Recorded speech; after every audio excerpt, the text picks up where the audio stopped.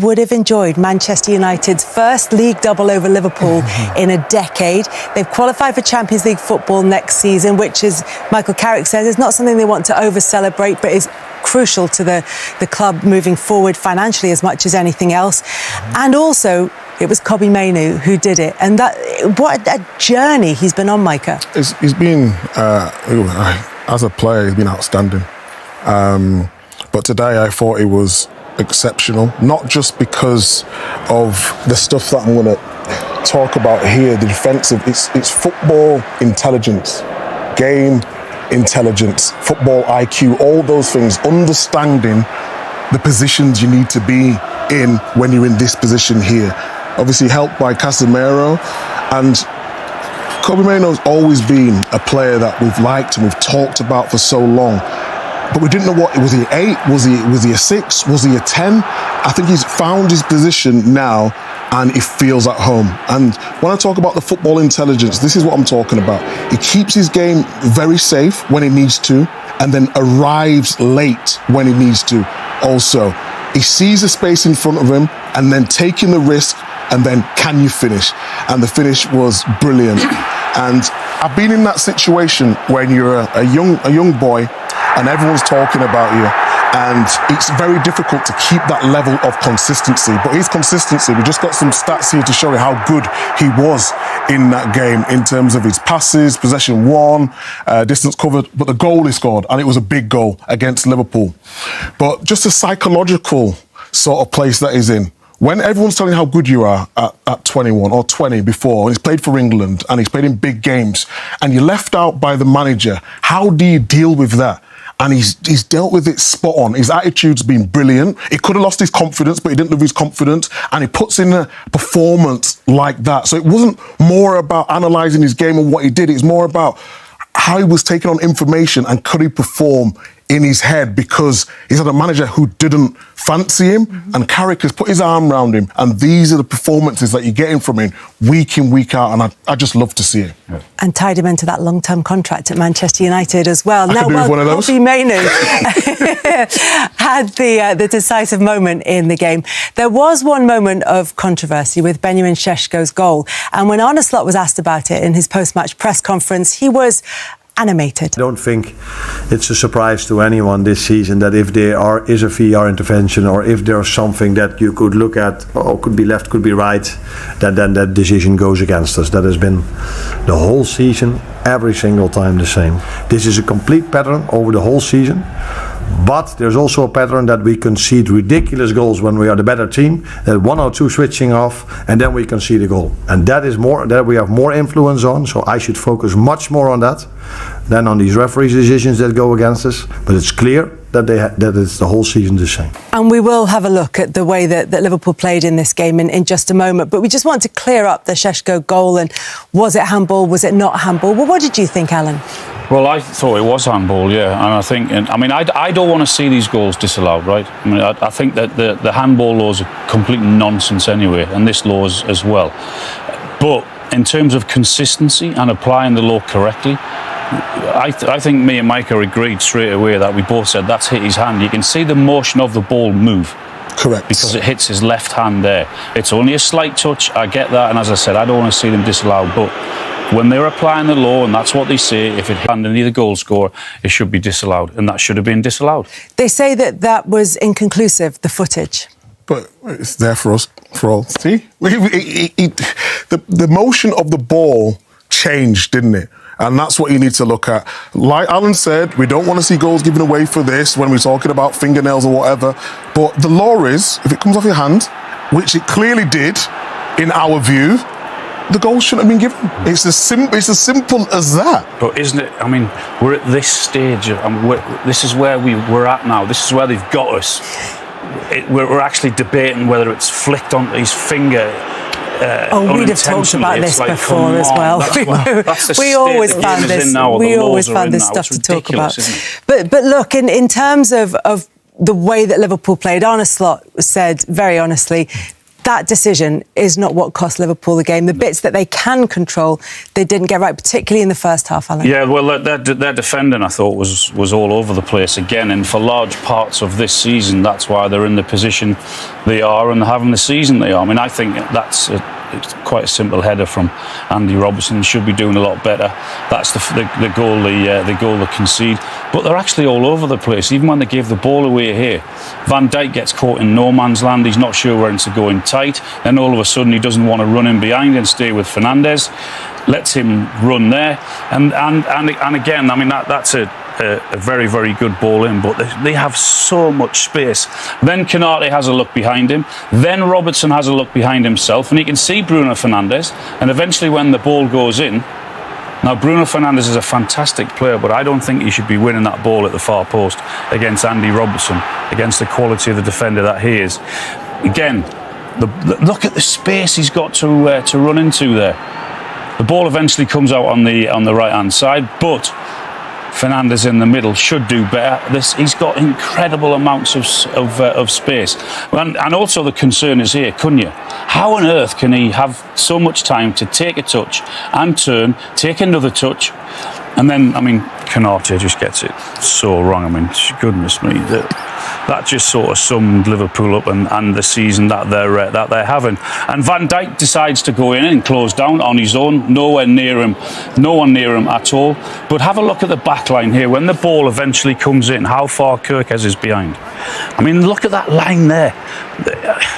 Yeah, it really is remarkable. I mean, to be fair to him, he does get across and he does get the ball eventually. But again, it's comical defending. Kerkez comes on for Robertson. He again has a look at Ahmed. He can see him. Smallest man on the pitch. Chips it in, and he heads it this time at the far post. Then McAllister gets his clearance all wrong. It's a very, very clever finish. But Liverpool defensively, goodness me, so many errors, and they've been punished for it all season, as they were today. What about Manchester United and their immediate future? Is Michael Carrick the man to take them forward? We've asked this question so many times since he took over.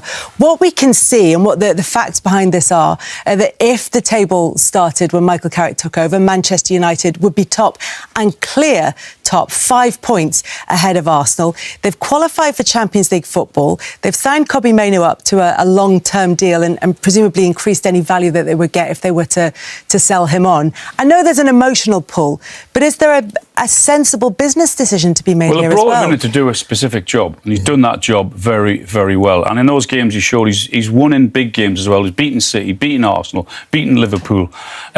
So for me, yes, he at least deserves the chance to go again. I don't know, maybe a one-year contract with different incentives if he hits different targets. But he was brought in to do a job, and he's done that job. Who else would they bring in if not Michael Carrick? I mean, people keep asking that question. I think you need to be careful what you wish for. They've got a good manager there. He knows what he's doing. He knows the club, and he's getting results. What more do you want? Michael, good to see you. You've played in it 23 times. You've watched it in here with us. First taste of Man United, Liverpool as a manager, winning one. How good does that feel? Yeah, first of all, I miss you, lads. Yeah, right.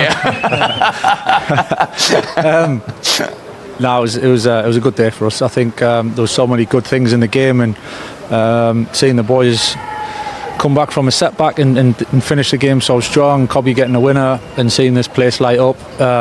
It's the best place when you have that atmosphere and that feeling, and it was a special day for us today.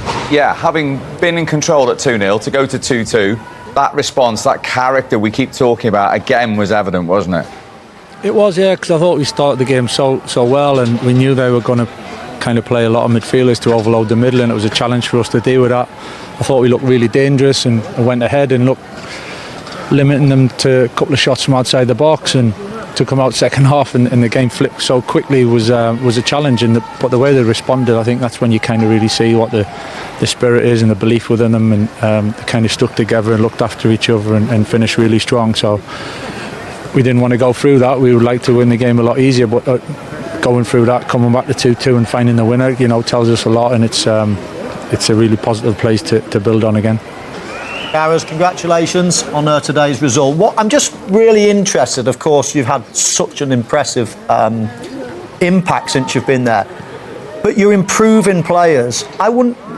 People like Kobe Mainu and Šeško, are you working on the training pitch in particular with them, or is this more of a one-on-one thing? Because everybody's talking in great terms about you, but also, we can see it on the pitch that you're improving these players. Yeah, Mo, I think it's a bit of everything really. Giving them time, trying to help them on the pitch, but actually help them mentally and support them. And you know what it's like as a younger player. I mean, you had more confidence than anyone, so you were fine. But as a younger player, when the confidence is massive, and finding that kind of sense of belonging, really, and finding that comfortable place where you can go and perform. So there's a lot of that. There's a lot of conversations with that, and just trusting them, really. And then obviously the coaches have done some great work with all the players, really, in one-on-ones, unit bits. So it's not just me. I think the back room and the coaches have done an incredible job. Michael, Berbo is here. I just wanted to ask you, you're planning for next season, right? Tell me you're planning for next season. How are you doing, Berbo? Nice question. All right, good. That's what I want to hear. Nah, listen, I said it when I came in anyway. I think part of the responsibility here was to plan for the long term and not make decisions just to get by week or the end of the season. And certainly done that. There's obviously conversations that keep going on about what it looks like in the future, and I'm kind of part of that. So things will get sorted out in good time. I think we're in a good place at the moment. So let's see how it develops over the next few weeks. Michael, you're in a very good place because obviously you're in the Champions League for sure now, with 3 games to spare. I mean, what does that mean to you and to the club after 2 years away? Obviously, you had a night as a player, one of your fondest memories, to be back in that competition. Yeah, Steve, it's where we want to be. It's not something you can take for granted. You've got to definitely earn it, but we should be there, really. It's not something that we'll over-celebrate. I think it's something that's a good step to make, but I think it's more. It kind of seemed a bit in the distance at one stage, and we've managed to against the top teams in the league. So I think that's one thing. That probably means more than just the qualification. I think it's how we've done it. Really, that's the most pleasing thing. Yeah, and in this fixture as well, as I say, joking apart, you've been in the away end. You've played so many times against Liverpool. To have that moment at the end with the fans, when you've delivered a Stretford End winner in this fixture of all fixtures, I mean, how special is this feeling, having their responsibility?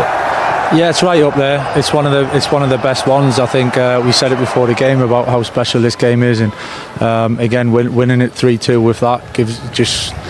Yeah, I said it before about this place just lighting up, and to stand there and witness it and be part of it and have a part to play in it gives you a lot of satisfaction. And finally, you keep saying it's about finishing higher up and being closer. You've got 3 games to go now. Is that important now that you keep the lads' foot firmly on the pedal for the remaining 3 games? Yeah, definitely. We want to finish the season strong. Nothing's really done yet. We've achieved Champions League, but we want to keep pushing and carry that over for the end of the season and whatever happens next going into next season. I think of you, and however you want to dress it up, you delivered sides that have beaten Man City and Arsenal and Chelsea and now Liverpool. What do you think about doing this job for Manchester United? Because I think everyone thinks this should now be your job. Yeah, maybe. I think that's one of the biggest things for me is that trying to get the best out of people, and helping players and giving them the opportunity to go and perform and do what they're good at, really. And there's that side, and then there's obviously being part of it today and seeing this place alive and bouncing at the end is a real joy and a kind of pleasure to be in the position, So I think as a group of players, you need a lot of credit for the run that putting together, and the coaching staff as well, especially for the lot of work that goes on. I'm sat here answering questions, but there's a lot of good work that goes on beyond me. So. And the pleasing thing about the spirit and the togetherness of the group, I think, to see that camaraderie and looking after each other, and it was tested obviously at 2-2, and seeing them moments where they're really sticking in and fighting for each other is that's what we want. We want a team to be proud of, and the boys have certainly given us that. Andy, what is it about this team or this performance that impresses you that maybe people don't always see and appreciate?